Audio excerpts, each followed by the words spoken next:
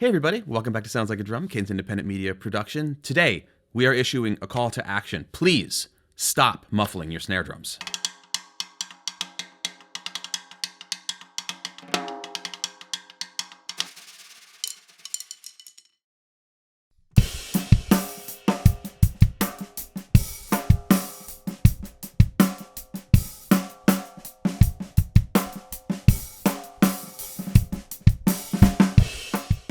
Well, not all the time, but we have a big problem out here for snare drums with everyone, which is the idea that we are solving something by starting with muffling instead of learning what the sound of an acoustic drum is supposed to be and not this crazy idea we have in our heads that we've learned from recordings. Like everything else, muffling has its place. It does a lot for us under certain circumstances. Sometimes it's problem solving, sometimes it's tone shaping, but the biggest thing that we are concerned about here is the idea that recorded sounds that we are used to are the real sound of a drum, and that somehow this instrument in front of us as it stands has something wrong with it. Today, we are addressing the pitfalls inherent in changing the sound of our snare drum with muffling versus really understanding how to tune an acoustic instrument and beginning with that.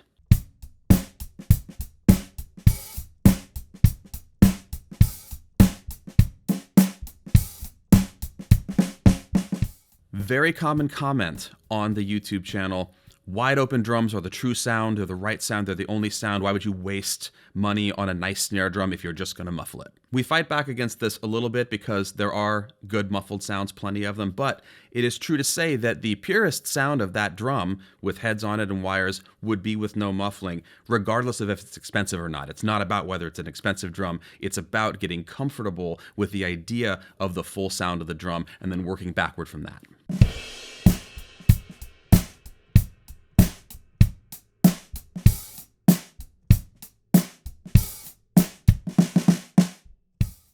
A reason that many people have told me about why they go in on pretty heavy-duty muffling on their snare drum is to get a consistent sound out of the drum more easily. What they're saying here is that they are playing inconsistently, so they're trying to make the drum behave more consistently to alleviate issues they have in their technique, their dynamics, all of that. What this means for us is these players are losing out on a teachable moment by taking a drum that is challenging them, and rather than adapting their technique and becoming better players, they are adapting the drum to their inconsistent technique.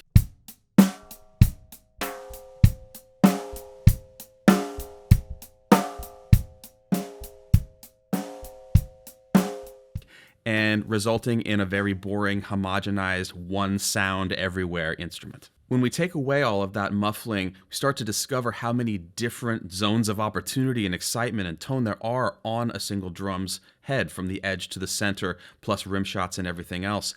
That gives us more options, more possibilities, and more inspiration, frankly, from the instrument versus one that's been set up to sound exactly the same no matter where or how you hit it.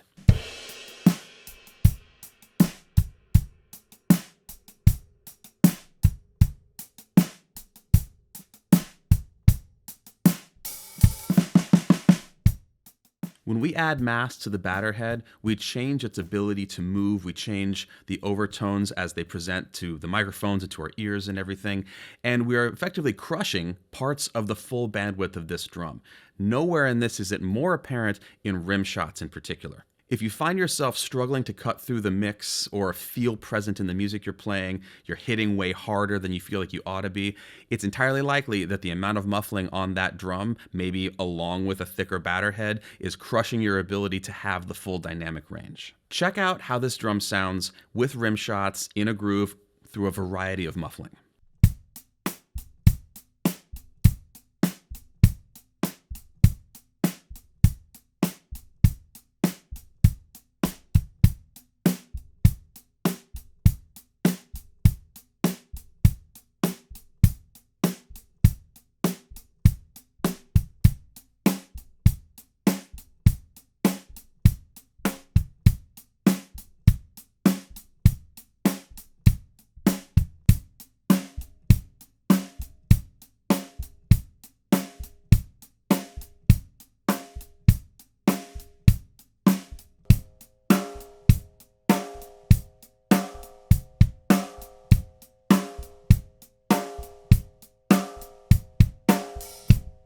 There's nothing inherently wrong with any of these. However, my experience of hitting them was that wide open is the easiest, most powerful, fullest sound, and as more mass gets on there, I feel like the hi-hats are getting louder, like the kit feels really loud, because the snare is getting quieter at the same velocity. This means for us that these are still usable sounds, but we need to pay attention to the fact that we are going to end up swinging for the fences and be super uncomfortable. Now, if like me, you enjoy using things other than drumsticks to play on your snare drum and the rest of the kit, having things on the batter head can get in the way very quickly. Not everybody's a brush player, not everybody is a different sort of implements player, but if you are interested in exploring these things, you're going to discover quickly that anything stuck to or laying on the batter head is going to get in the way, even if it's pretty close to the edge. For me, having to work around something like this inhibits creativity. It's frustrating. If I get excited and get carried away by the music, which sometimes is what I'm here to do, I'm going to end up having issues. It's going to end up being way more complicated than if I had just learned to master the tone of the drum without all of that.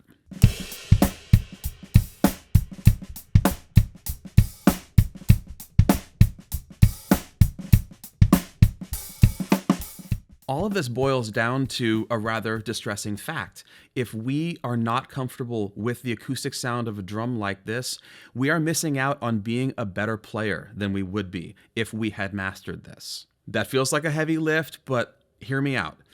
If you are only ever playing with a ton of muffling, not really getting into how much control and dynamics are necessary to utilize an unmuffled drum, or perhaps you use devices like an EAD10 from Yamaha, something like that, to add effects and compression to your sound, you're getting away from the actual physical act of hitting the drum. And this means that there are losses in dynamic learning, ear training, accuracy, strike zones, making choices about what sort of rim shot you want to have for a certain part of a song. All of these things. And then when we go to acoustic drums, we don't know what to do because there's so much going on. It's really, really important to us because we love drums here. And without going too far off the rails here, give yourself the opportunity of the challenge of an unmuffled acoustic drum and learn to work with it to make the sound rather than putting shackles all over the thing so that you feel more comfortable.